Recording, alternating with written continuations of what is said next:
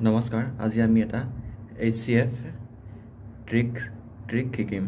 আপোনালোকে কেনেকৈ 2 সেকেন্ডতে HCF উলিয়াব পাৰিব আমি এটা তিনটা নাম্বাৰ লৈছো 36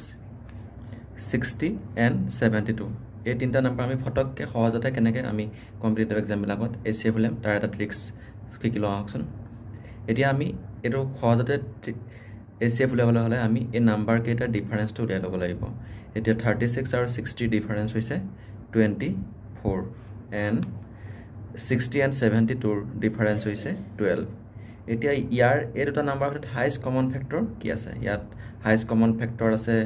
12 1 যা 12 and 12 2 যা 24 so ইয়াত হাইয়েস্ট কমন ফেক্টৰটো কি হৈছে 12 so 12 টো হৈছে HCF আমি যদি আমি ট্ৰেডিশনাল মেথড কৰি চাও তেতিয়া চাব কি হ'ব ট্ৰেডিশনাল মেথড কৰিলে এটো আমি 36 ক 2 দি কৈছো 2 18 যা 36 2 9 যা 18 3 3 যা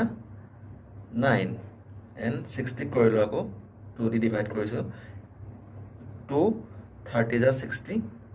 2 15 3 5 যা 15 আৰু 5 ক এটা আৰু ডিভাইড কৰিব নোৱাৰি again 72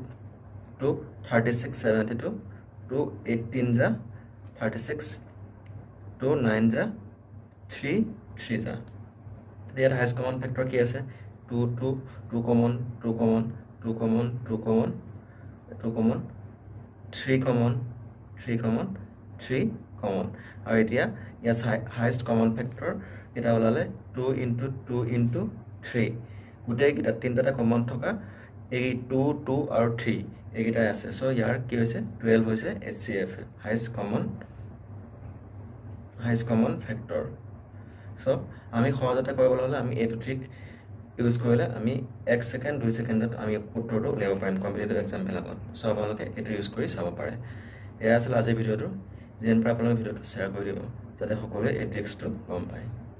ধন্যবাদ